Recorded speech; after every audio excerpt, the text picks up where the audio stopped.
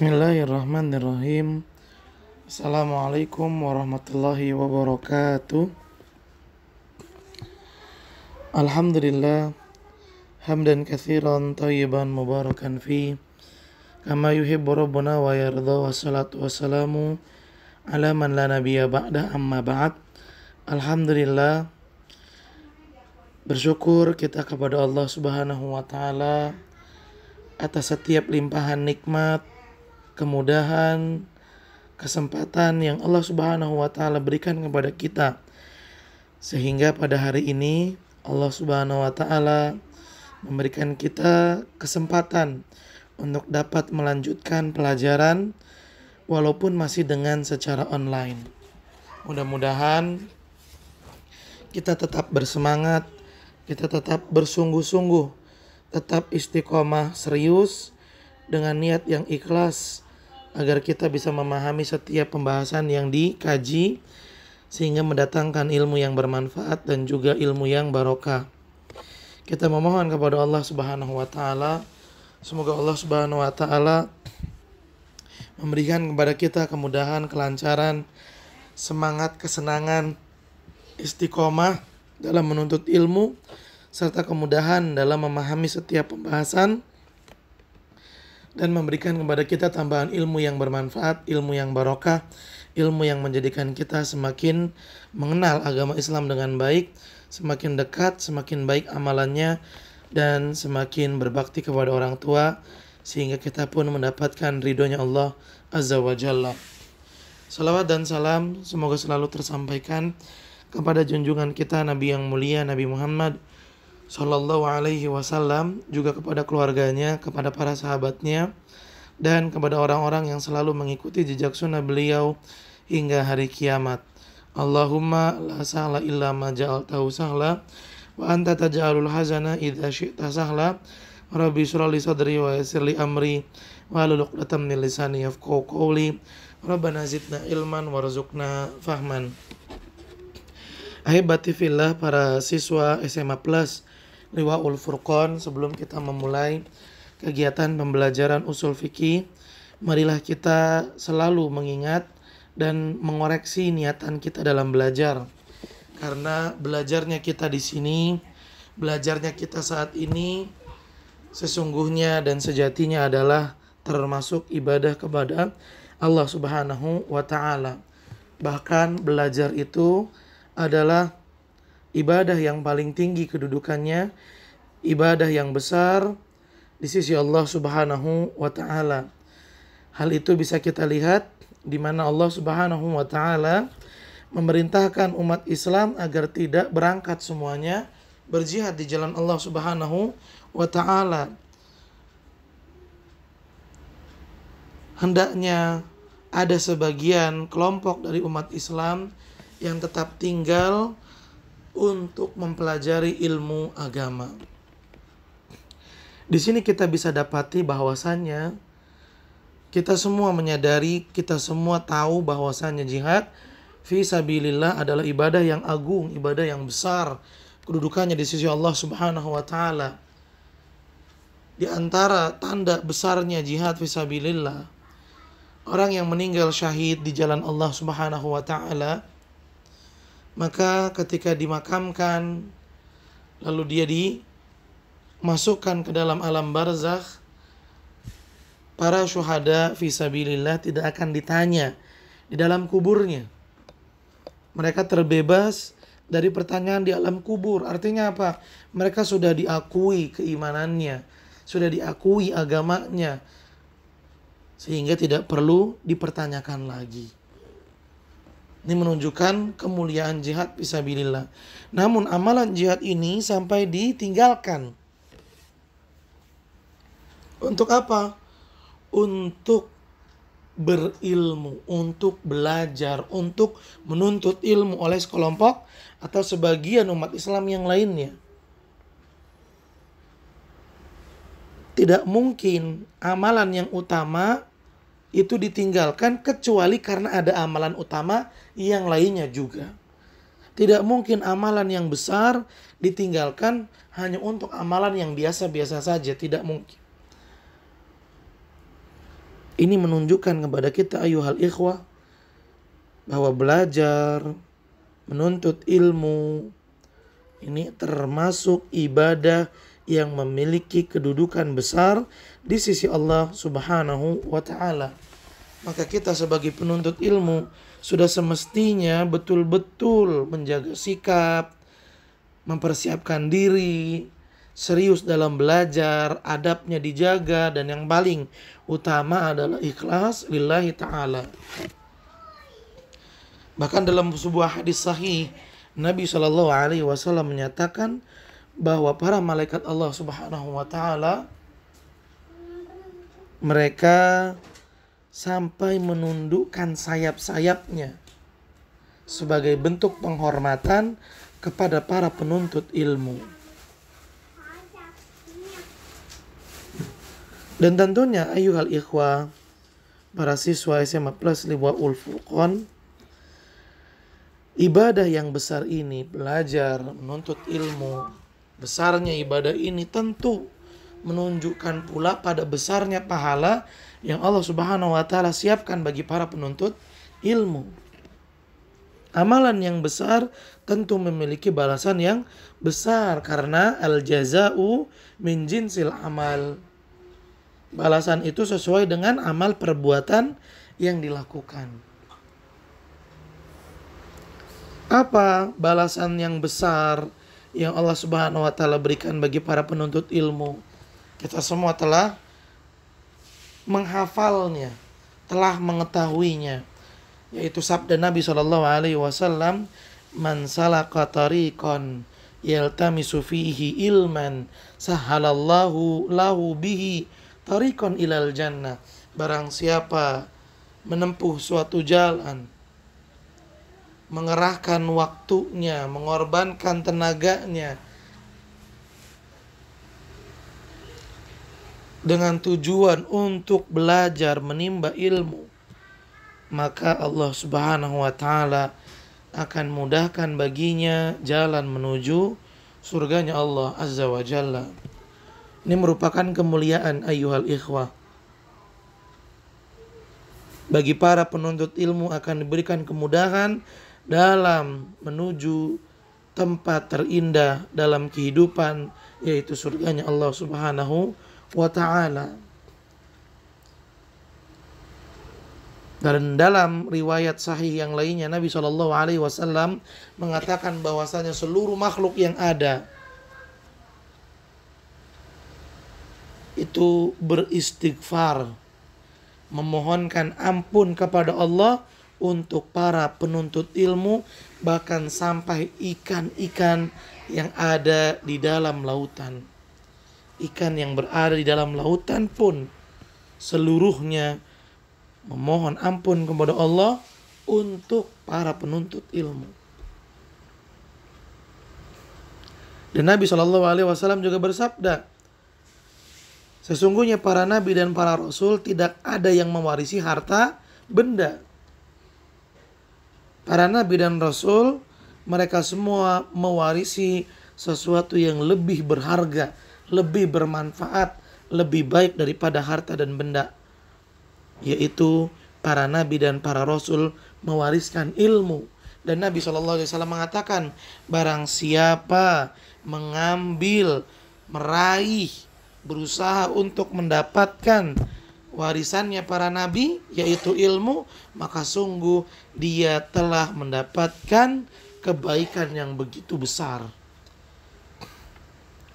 Ahibati fillah, para siswa SMA Plus Liwaul Furqan, tentunya kebaikan-kebaikan, manfaat-manfaat, balasan-balasan ini tidak mungkin kita dapatkan kalau kita tidak ikhlas niatnya.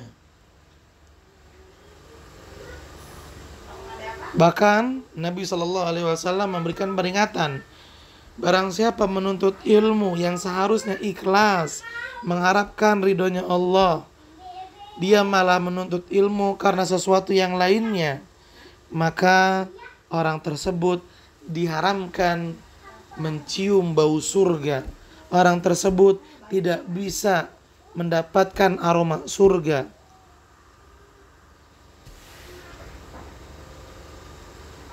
Kalau mendapatkan wanginya surga saja tidak bisa, bagaimana seseorang bisa masuk ke dalam surga? Ini peringatan dari Nabi Shallallahu Alaihi Wasallam. Oleh karena itu, sekali lagi ahibati fillah, para siswa SMA Plus Liwaul Furqan, hendaknya kita selalu mengoreksi niatan kita dalam belajar yang ikhlas, supaya ilmu yang didapat, ilmu yang dipahami, yang dicatat, bukan sekedar ilmu yang digunakan untuk menjawab pertanyaan di ujian lah. Tapi ilmu tersebut betul-betul bermanfaat untuk kita, yang menjadikan diri kita semakin takut kepada Allah. Sebagaimana Allah Subhanahu wa taala berfirman, "Innama yakhsyallaha min ibadihil ulama." Sesungguhnya hamba-hamba Allah yang takut kepada Allah cuman orang-orang yang berilmu.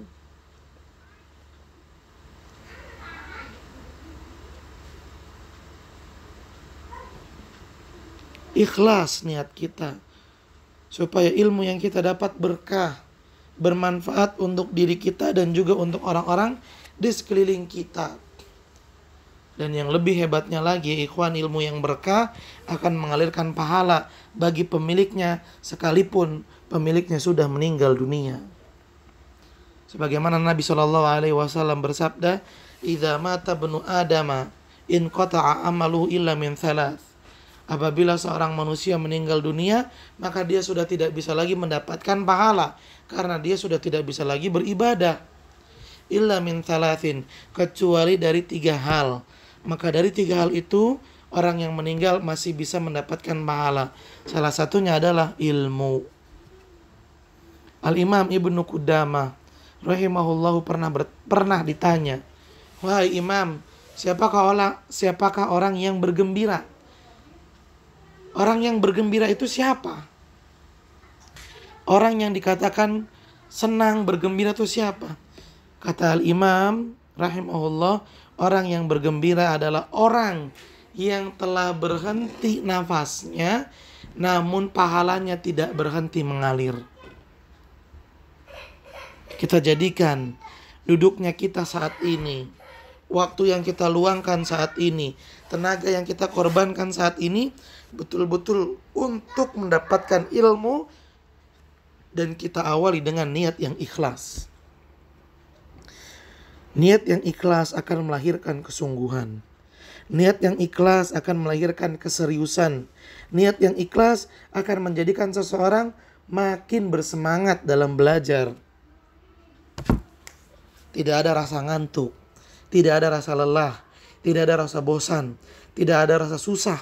Bagi orang yang ikhlas akan terus berupaya menyimak, memperhatikan setiap pembahasan yang disampaikan, karena yang ingin dia dapatkan adalah ilmu yang akan menjadikan dirinya semakin diridhoi oleh Allah Subhanahu wa taala.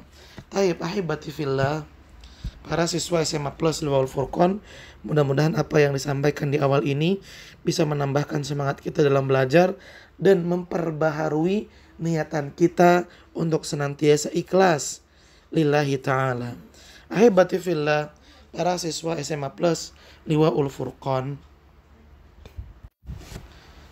pada pertemuan yang lalu kita telah membahas nau'al kalam, macam-macam al-kalam. Kalam itu ungkapan yang bisa dipahami.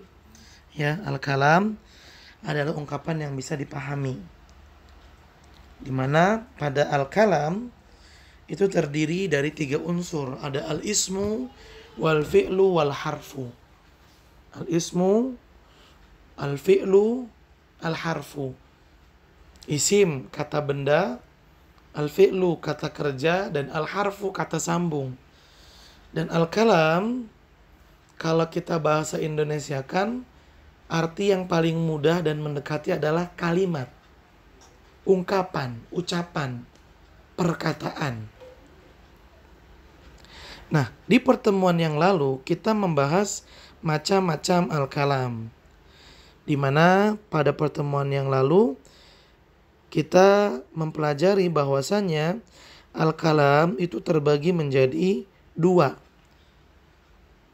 Ada al-khabar Ya, ada al-kalam yang disebut dengan khabar, ada al-kalam yang disebut dengan al-insya.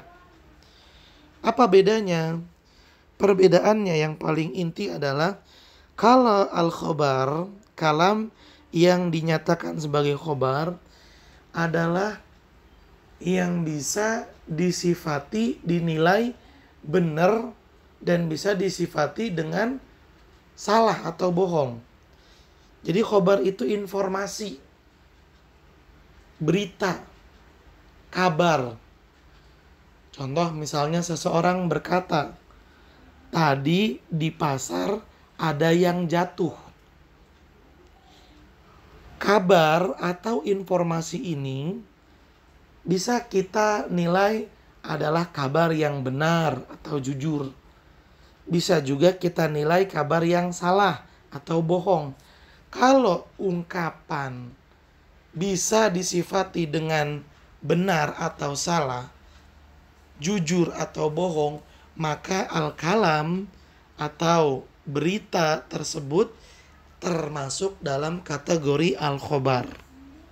Kalau ada suatu ungkapan bisa kita bilang benar atau salah, bisa kita bilang jujur atau bohong, maka itu termasuk khobar. Sedangkan al-insya, kalam yang dinyatakan sebagai al-insya adalah ungkapan yang tidak bisa dinilai dengan benar atau salah, atau tidak bisa dinilai dengan jujur atau bohong.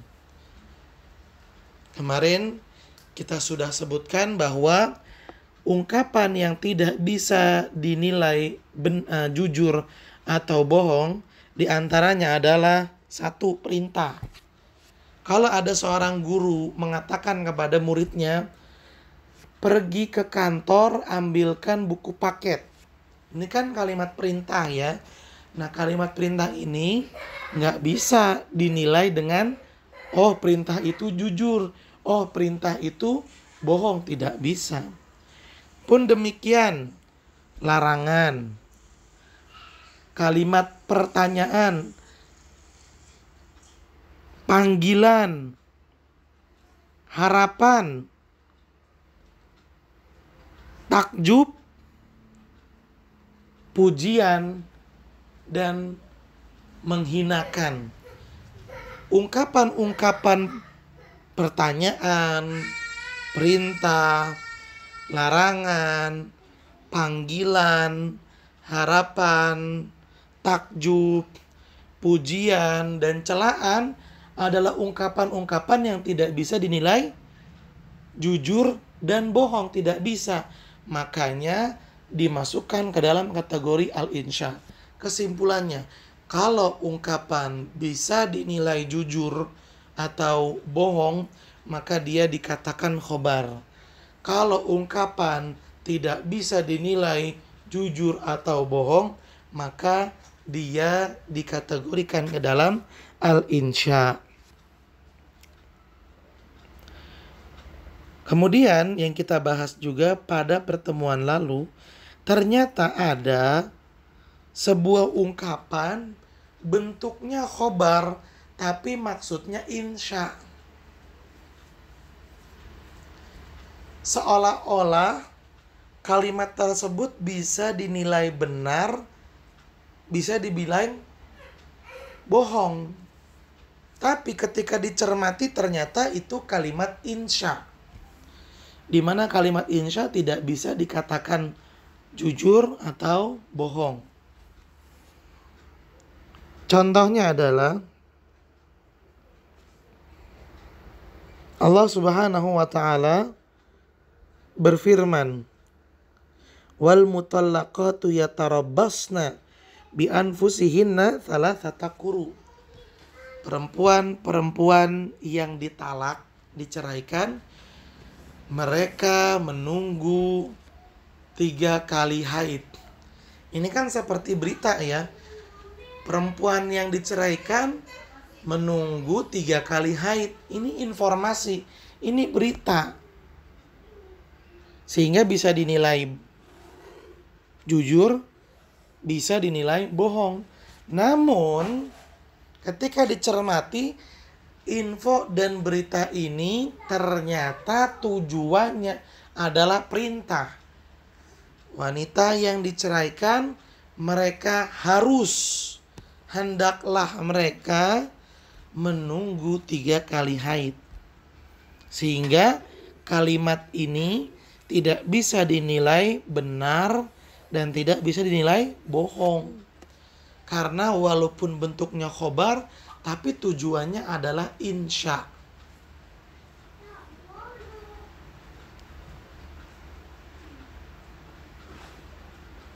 Juga ada yang kebalikannya. Kalimat tersebut adalah kalimat insya. Bentuknya insya, bentuknya kalimat insya. Sehingga tidak bisa dinilai jujur, tidak bisa dinilai bohong karena insya.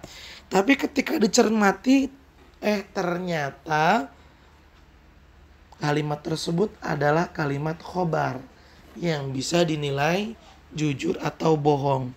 Contohnya adalah Allah Subhanahu wa taala berfirman, "Wa qala alladziina kafaru lil ladziina aamanu tabi'u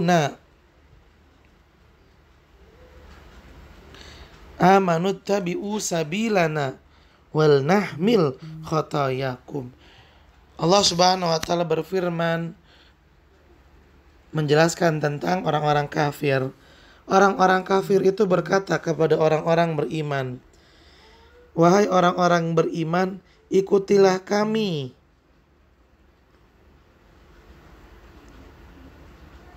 Ikutilah kami.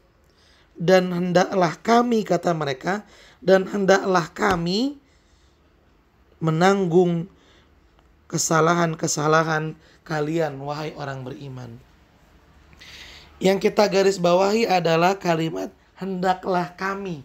Ini adalah kalimat perintah, dan kalimat perintah termasuk ke dalam insya. Sekali lagi Ustadz ulang terjemahan ayatnya, "Wahai orang-orang yang beriman." Ini kata orang kafir ya. Orang kafir berkata, "Wahai orang-orang beriman, ikutilah cara agama kami," kata orang kafir. Maka hendaklah kami, kata orang kafir juga, hendaklah kami menanggung kesalahan-kesalahan kalian. Yang digaris bawahi adalah hendaklah kami.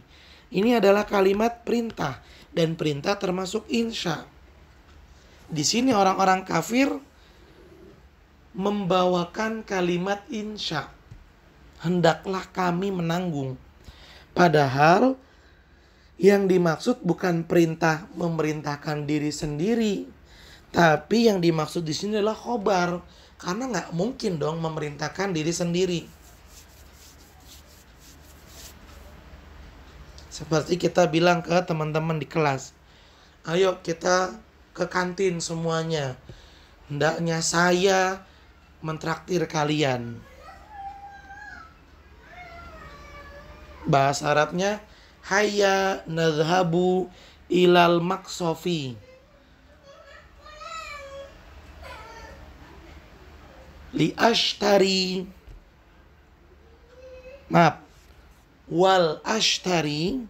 Wal ashtari lakum. Kata wal ashtari ini bentuknya perintah. Karena kalau ada fi'il mudhari diawali dengan lam yang bentuknya sukun, lamnya sukun atau kasroh, lalu fi'il mudhari itu menjadi sukun. Misalnya, linazhab, hendaklah kita pergi. Kalau ada fi'il mudhari diawali dengan huruf lam, di mana huruf lam tersebut bisa sukun, bisa kasrah, dan karena huruf lam tersebut fi'il mudhari'nya menjadi jazm, maka itu bisa kita katakan sebagai lam yang merubah fi'il mudhari' menjadi fi'il amr. Ya. Dan amr termasuk insya. Kita kembali lagi ke ayat.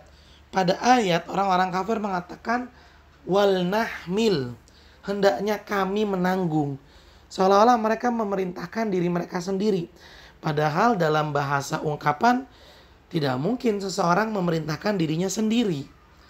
Tapi dalam bahasa Arab ada bentuk kalimat seperti itu, bentuknya perintah. Namun tujuannya bukan perintah, melainkan khobar. Jadi kalimatnya berbentuk insya, namun tujuannya adalah khobar. Begitu maksudnya, ahibati fillah. Terus buat apa kalimat begitu? Kenapa kalau memang tujuannya khobar, kenapa nggak pakai khobar aja? Kalau memang tujuannya insya, kenapa nggak pakai insya aja? Kok khobar, tujuannya khobar, makanya insya. Tujuannya insya, makanya khobar. Kenapa? Ini disebut dengan balaghah. Ada tujuan yang ingin dicapai. Apa tujuan yang ingin dicapai? Tujuan yang ingin dicapai adalah penegasan. Kalau ada kalimat khobar, kalimat berbentuk khobar, tapi tujuannya insya, di situ ada penegasan.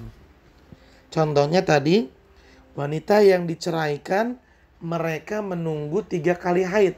Ini kalimat khobar, tapi tujuannya insya. Artinya, wanita yang diceraikan, hendaklah mereka benar-benar menunggu 3 kali haid. Ada penegasannya. Ada unsur penegasan. Begitu pula yang sebaliknya. Bentuknya insya, tapi tujuannya khobar. Seperti firman Allah tentang orang-orang kafir yang berkata, ikutilah jalan kami, hendaklah kami menanggung kesalahan kalian. Nah, kata hendaklah di sini bukan berarti dia memerintahkan dirinya sendiri, tidak, tetapi tujuannya penegasan. Kami sungguh-sungguh akan menanggung dosa dan kesalahan kalian. Itu maksudnya. Jadi ini termasuk ungkapan balaghah. Ya, dalam bahasa Arab ada yang disebut dengan balaghah.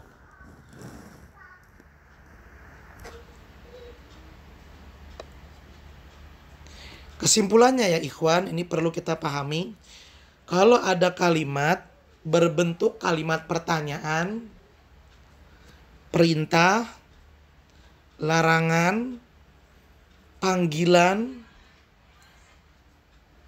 harapan, takjub, pujian, dan celaan, maka kalimat-kalimat tersebut adalah kalimat-kalimat insya. Selainnya adalah kalimat khobar. Begitu mudahnya ikhwan. Ya, itu cara mudahnya. Oh, perintah ya, berarti insya. Oh, kalimat pertanyaan ya, oh berarti insya. Bukan pertanyaan, bukan perintah, bukan larangan, bukan panggilan, bukan harapan, bukan takjub, bukan pujian, dan juga bukan celaan. Oh berarti khobar, begitu. Ya, baik. Kemudian ahibati fillah, para siswa SMA Plus Liwal Furqan, mari kita lanjutkan pembahasan kita dalam pelajaran usul fikih ini. Pembahasan kita yang berikutnya adalah tentang al-haqiqatu wal majazu. Al-haqiqatu wal majazu. Hakikat dan majaz. Dalam bahasa Indonesia pun sudah ada ya kalimat majaz ya. Contoh, kamu seperti singa. Itu bukan kalimat beneran. Ya. Khotib Jumat hari ini seperti singa. Atau bahasanya lebih ekstrim lagi. Khotib Jumat hari ini adalah singa. Kan gak mungkin singa beneran khutbah Jumat. Tapi ungkapan ini menunjukkan bahwa khotibnya itu terlihat ya, kalau dia orangnya pemberani, kuat, tegas, seperti itu. Sifat-sifat yang umumnya ada di seekor singa.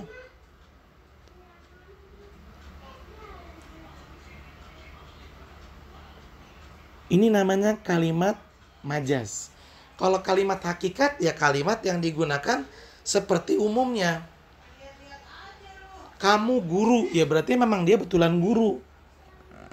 Kamu pilot, dia pekerjaannya sebagai pilot. Muhammad membaca buku. Ini namanya kalimat hakikat. Ya, kalimat hakikat. Memang aslinya seperti itu. Maknanya sesuai dengan perkata. Tapi kalau ada ungkapan, ada kalimat yang maknanya tidak sesuai dengan kata, itu namanya majaz. Ya. Seperti itu. Contoh ungkapan lain, jangan jadi ember pecah, ember bocor, atau jangan jadi ember. Nggak mungkin kan seseorang jadi ember beneran, tapi maksudnya jangan jadi orang yang membongkar rahasia yang disampaikan kepada dirinya, di mana seharusnya dia jaga, malah diomongin ke orang-orang lain. Itu namanya kalimat majaz. Ya baik, kita buka buku Al-Usul min Ilmil Usul agar lebih jelas. Silakan antum buka, ahibati fillah, para siswa SMA Plus Liwal Furqon, buku kalian.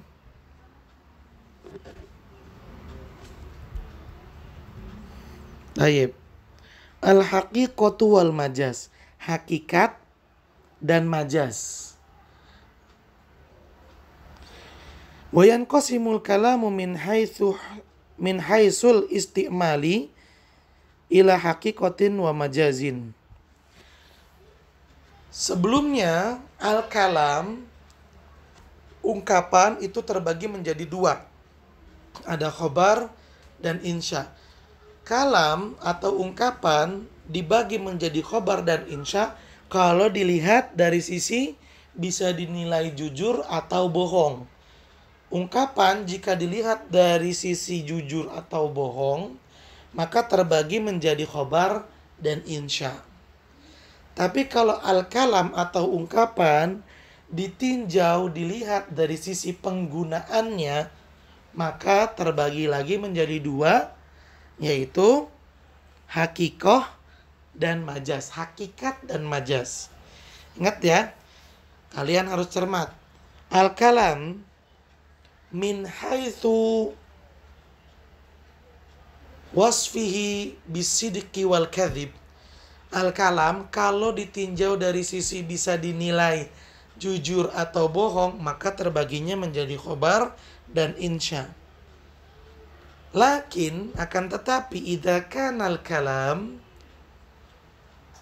min haits istimalihi, kalau kalam ditinjau dari penggunaannya, fayanqasimul kalamu ila haqiqatin wa majazin, maka al-kalam itu akan terbagi menjadi hakikat dan majaz.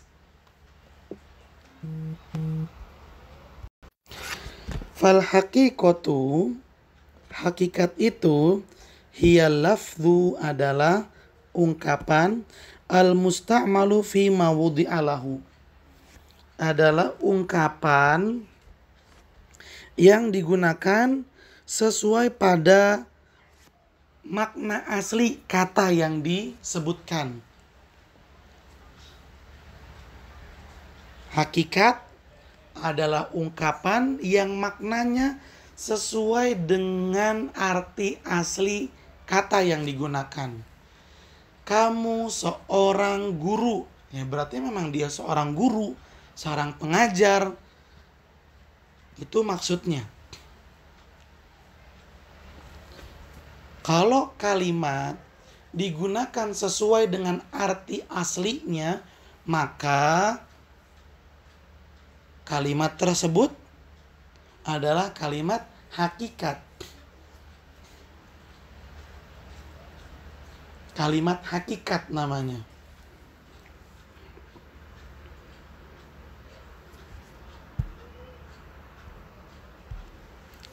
Mithlu, contohnya, asadun, singa. Saya melihat singa di kebun binatang. Berarti singa beneran. Saya melihat singa memangsa rusa. Singa beneran.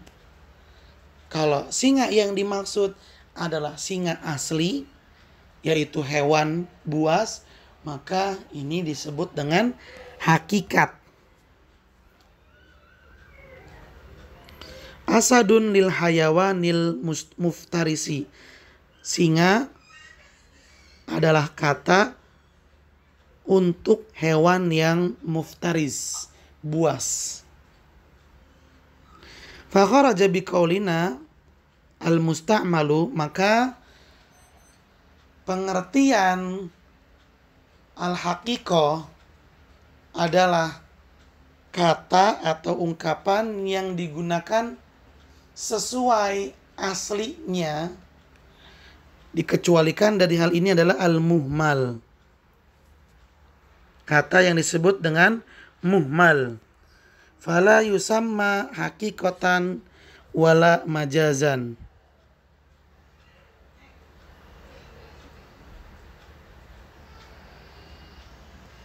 Ya, kata yang disebut dengan ungkapan muhmal, kalimat, ungkapan atau kata yang dinilai sebagai muhmal, maka tidak termasuk dalam hakikat, karena kata atau ungkapan yang muhmal tidak bisa disebut hakikat, juga tidak bisa disebut dengan majaz. Apa itu kalimat muhmal? Apa itu kata muhmal? Muhmal itu kata yang gak ada artinya.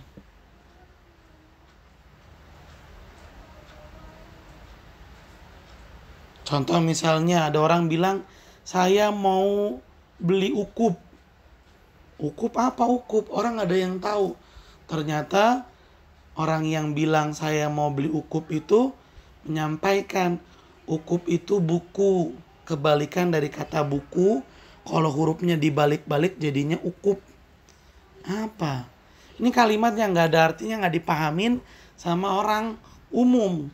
Kalau dalam bahasa Arab ini disebut dengan muhmal. Kata yang gak ada artinya.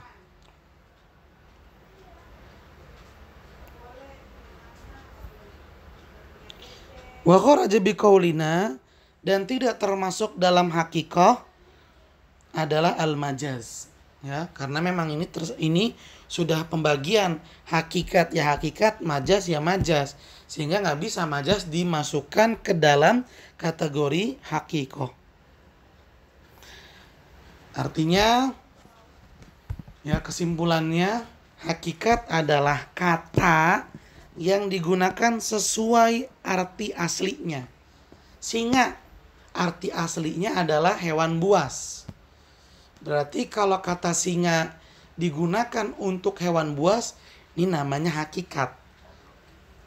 Yang tidak termasuk ke dalam hakikat adalah muhmal sama majaz. Tayyib, kita lanjutkan. Wa tanqasimul haqiqatu ila thalathati aqsamin. Kata hakikat itu terbagi menjadi 3. Hakikat terbagi menjadi 3. Lugawiyatin, hakikat secara bahasa, wa syar'iyatin, hakikat secara syar'i, wa urfiyatin, hakikat secara umumnya orang, uruf, hukum uruf, kebiasaan setempat. Fal-lugawiyatu hiya, hakikat lugawiyah adalah al-lafdhu al-musta'malu fi ma wudi'a lahu fil lughah, adalah kata yang digunakan untuk arti asli secara bahasa. Arti asli secara bahasa.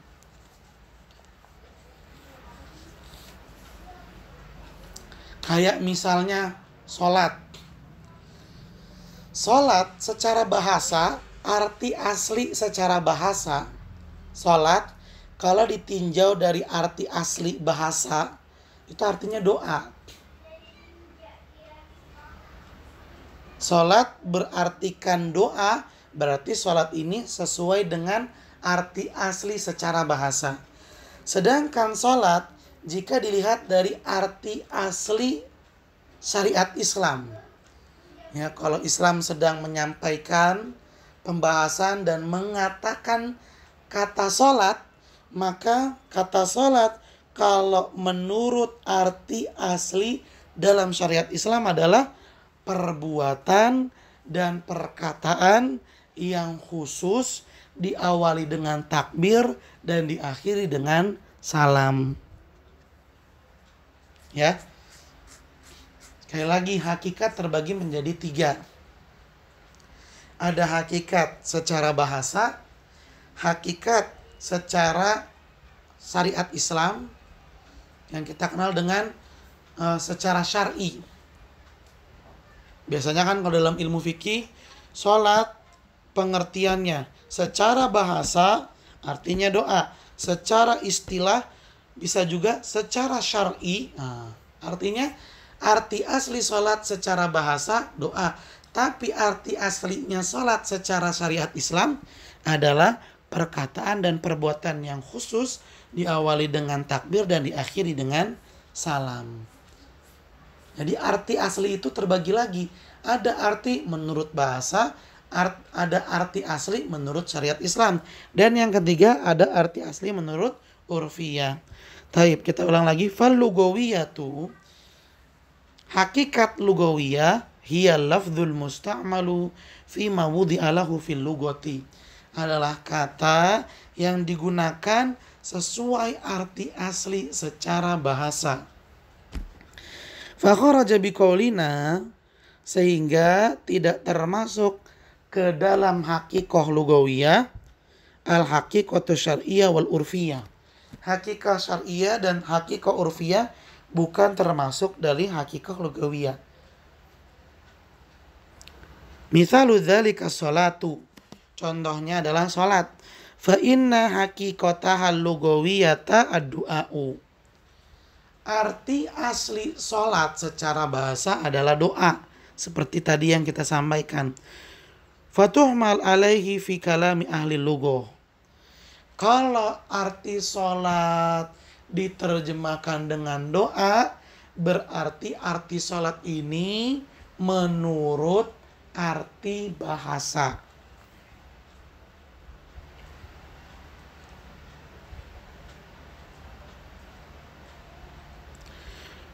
Wal haqiqatu syar'iyyatu, adapun hakikat syar'iyah, hiya adalah al-lafdzul musta'malu fi ma wudi'a lahu fi syar'i. Adalah kata yang digunakan sesuai dengan arti aslinya menurut syariat Islam. Arti asli dalam syariat Islam begini.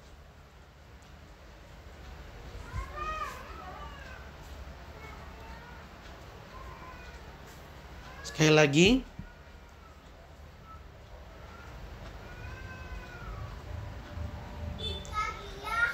wal haqiqatu syar'iyyah, hakikat syar'iyyah adalah kata yang digunakan sesuai arti asli secara syariat Islam.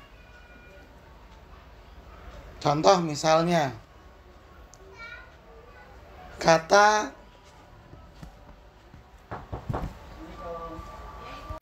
contohnya adalah mas kawin, ya, atau mahar kita kenalnya. Dalam bahasa Arab disebut dengan sodak.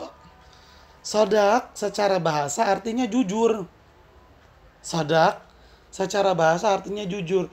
Tapi secara istilah syariat Islam, sodak kalau diterjemahkan dengan sesuai arti dalam syariat Islam, sodak itu ya mahar atau mas kawin. Sodak itu mahar atau mas kawin. Pemberian yang wajib diberikan oleh seorang suami kepada perempuan yang dia nikahi. Itu contohnya. Jadi kata itu terkadang memiliki arti yang berbeda-beda. Seperti ya gampangnya tadi sholat. Sholat artinya doa. Sholat artinya perbuatan dan perkataan yang diawali dengan takbir, diakhiri dengan salam. Itu dua-duanya adalah arti sholat. Hanya saja sholat kalau diartikan doa berarti sholat di sini digunakan sesuai hakikat lugawiyah. Tapi kalau sholat diartikan dengan perkataan dan perbuatan yang diawali dengan takbir, diakhiri dengan salam, berarti sholat di sini digunakan sesuai dengan hakikat syariah. Fakharaja biqaulina, maka tidak termasuk dalam hakikat syariah adalah al-haqiqatul lugawiyyatu wal urfiyah. Hakikat lugawi dan hakikat urfi. Hakikat lugawi sama hakikat urfi tidak termasuk ke dalam hakikat syariah. Mithalu dzalika, contohnya di sini disebutkan oleh penulis as-salatu, salat. Fa inna haqiqataha syar'iyyata, arti asli salat secara syariat al-aqwalu wal af'alul ma'lumatul muftatahatu bitakbir. Perkataan dan perbuatan yang diketahui yang diawali dengan takbir, al-mukhtatamatu bitaslim, dan diakhiri dengan salam. Fatuhmalu fi kalami ahli syar'i ala dzalika. Arti salat kalau sesuai dengan syariat Islam ya seperti ini artinya. Perkataan dan perbuatan yang diawali dengan takbir dan diakhiri dengan salam.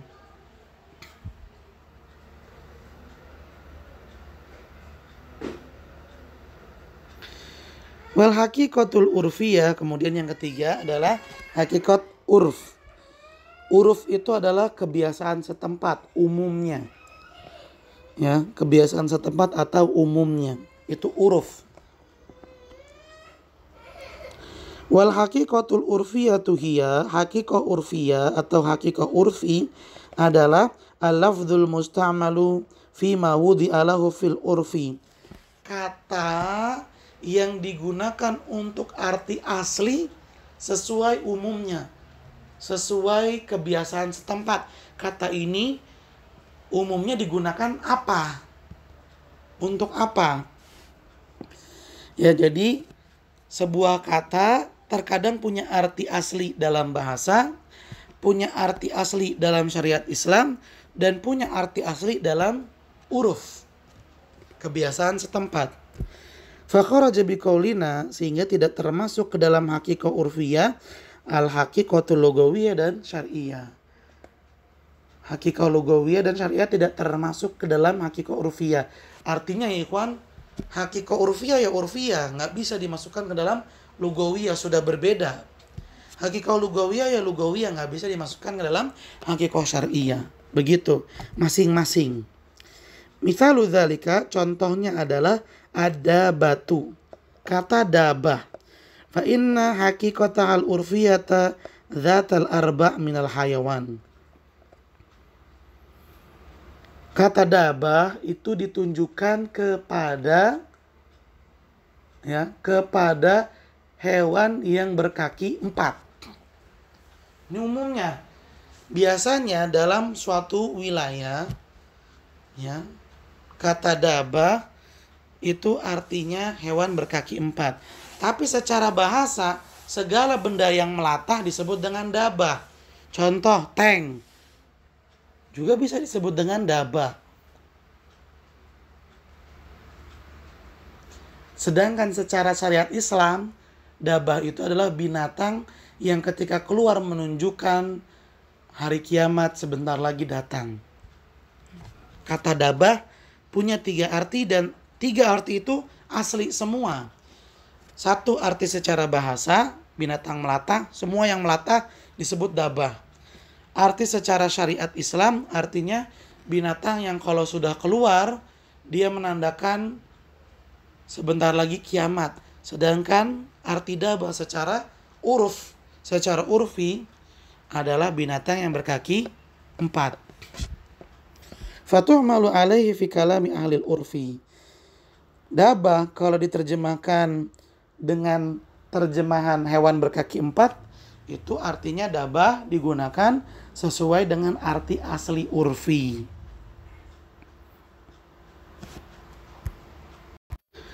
Contoh yang lain lagi misalnya kata hewan. Ini kita ngomong bahasa Arab ya, bukan bahasa Indonesia.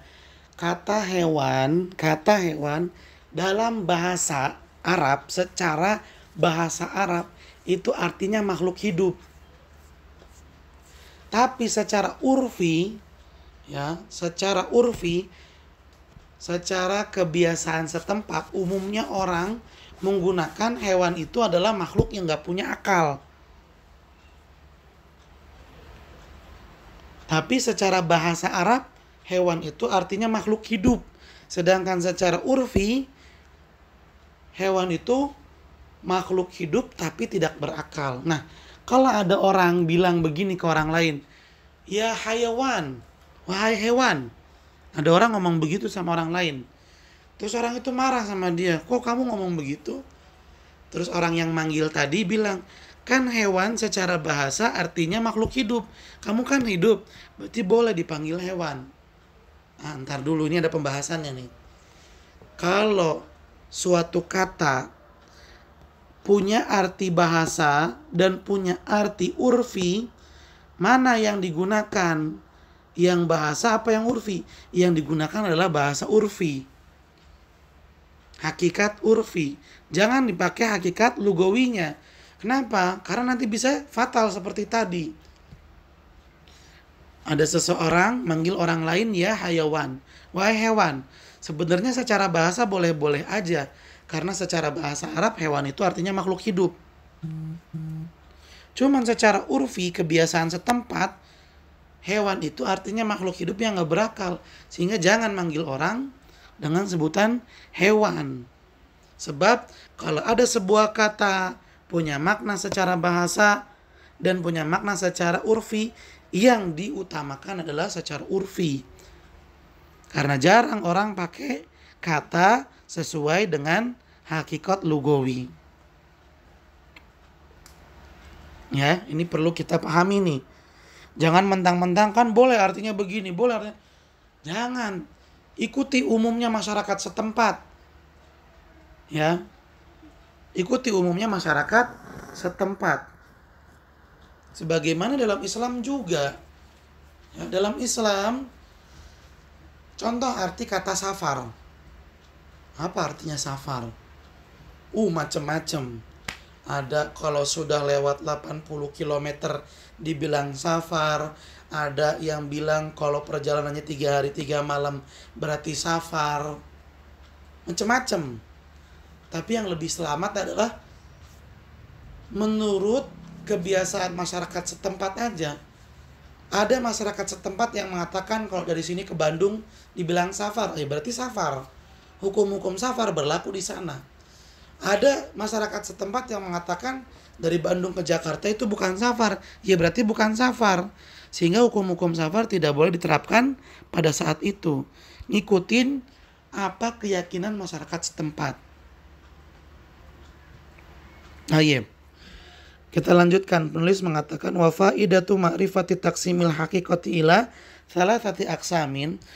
Manfaat mengetahui pembagian hakikat menjadi 3 macam. Apa manfaatnya kita belajar hakikat terbagi menjadi 3? Annahmil kulla lafzin ala ma'nahu al-haqiqi fi maudhi istimalihi. Tujuannya supaya kita memposisikan setiap kata yang digunakan sesuai dengan penggunaannya. Fayuhmalu fi istimali ahli lugati alal haqiqatil lugawiyyah. Kalau sedang baca buku ahli bahasa, kemudian menyebutkan suatu kata, ya kita terjemahkan kata tersebut sesuai dengan terjemahannya ahli bahasa. Contoh, kita lagi baca buku bahasa Arab. Bukan bahas tentang pelajaran agama, enggak. Tapi bahas tentang bahasa Arab. Lalu disebutkan di situ kata sholat. Nah, kita terjemahkan kata sholat ini sesuai dengan terjemahan asli bahasa. Kita lagi belajar nih dalam suatu ruangan. Pelajarannya pelajaran bahasa Arab. Gurunya guru bahasa Arab, bukan guru diniyah. Lalu guru tersebut mengatakan kata sholat. Ya kita pahami kata sholat itu sesuai dengan arti asli sholat secara bahasa. Itu tujuannya ya ikhwan. Kita memposisikan setiap kata yang digunakan sesuai dengan letaknya. Fayuhmalu fi istimali ahli lugha alal haqiqatil lughawiyah. Wa fi istimali syar'i alal haqiqati syar'iyyah. Kata yang digunakan dalam lingkup agama ya kita terjemahkan sesuai dengan pandangan agama terhadap kata tersebut. Contoh kata salat lagi. Tapi kata salat ini sedang disebutkan dalam lingkup pembahasan agama. Ya kita terjemahkan kata salat tersebut sesuai dengan terjemahan agama Islam. Wa fi istimali ahlil urfi alal haqiqatil urfiyah. Begitu pula dengan dalam lingkup uruf ya kita gunakan kata sesuai dengan terjemahan uruf seperti tadi kata hewan. Kita lagi ngobrol biasa di masyarakat setempat. Ya di masyarakat umumnya hewan itu digunakan untuk makhluk hidup yang tidak berakal. Maka kita jangan memanggil seseorang dengan panggilan hewan. Karena lingkupnya sedang lingkup urfi. Bukan lingkup bahasa seperti itu. Jadi tujuannya supaya kita bisa memposisikan setiap kata sesuai dengan lingkupnya. Dan ini kalau dikaitkan dengan hukum Islam sangat-sangat membantu sekali. Ya. Sangat-sangat membantu sekali. Supaya kita bisa tepat dalam mengambil hukum dari sebuah dalil. Ini dalil mengungkapkan begini nih. Ada penyebutan kata ini. Kata ini ada terjemahan secara bahasa begini. Secara syariat begini. Secara urfi begini. Ya, kita ambil secara syariat. Karena lingkupannya sedang pembahasan tentang agama. Jadi kita bisa memposisikan setiap kata sesuai porsinya. Begitu ya ikhwan. Para siswa SMA Plus Liwaul Furqan. Ini kalau kita mengkaji usul fikih dengan begitu semangat, serius, maka subhanallah manfaatnya luar biasa. Kita bisa mengambil suatu hukum terhadap suatu permasalahan yang dihadapi dari dalil. Ada hukum, ada permasalahan, ini dalilnya. Coba kira-kira dalil-dalil ini apa hukum yang bisa didapatkan untuk menyelesaikan masalah ini. Ini tentu bisa kita lakukan kalau kita memiliki ilmu usul fikih ini. Ya, baik. Alhamdulillah, itu dia pembahasan tentang hakikat. Pembahasan tentang hakikat. Ahibati fillah, para siswa SMA Plus Liwaul Furqan, sehingga kesimpulannya adalah al-kalam, sekali lagi, al-kalam atau kata jika dilihat dari penggunaannya terbagi menjadi dua. Ada hakikat, ada majaz. Hakikat itu adalah kata yang digunakan sesuai arti aslinya. Kata yang digunakan sesuai arti aslinya, itu hakikat.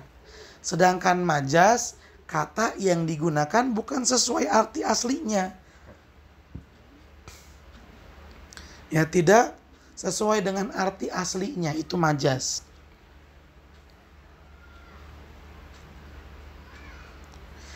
Hakikat itu terbagi menjadi tiga. Hakikat dibagi lagi menjadi tiga. Apa itu? Ada hakikat lugawiyah, hakikat secara bahasa. Ada hakikat syar'iyah, hakikat secara syariat Islam. Ada hakikat urfiyah, hakikat secara uruf, kebiasaan setempat. Apa tujuan kita mempelajari pembagian hakikat ini? Tujuannya supaya kita bisa memposisikan supaya kita bisa memposisikan setiap kata sesuai peletakannya, sesuai lingkupnya. Saat ini lingkupnya sedang bahas apa nih? Bahasa, sedang di lingkup urfi, apa sedang pembahasan agama. Nah, kita posisikan sesuai dengan lingkupnya sehingga tidak salah dalam pemahaman. Seperti itu, ahibati fillah, para siswa SMA Plus Liwaul Furqan. Baik. Para siswa SMA Plus Luhul Furqon, mungkin sampai di sini jumpa kita pada kesempatan kali ini. Mudah-mudahan bermanfaat apa yang kita bahas dan kita kaji. Silahkan kalian catat apa yang penting dan ditanya jika ada yang belum dipahami. Terima kasih banyak atas perhatiannya. Mohon maaf apabila ada kekurangan dan kesalahan. Mari kita tutup dengan membaca doa kafaratul majlis. Subhanakallahumma wa bihamdika asyhadu an la ilaha illa anta astaghfiruka wa atubu ilaik. Billahi taufiq wal hidayah. Assalamualaikum warahmatullahi wabarakatuh.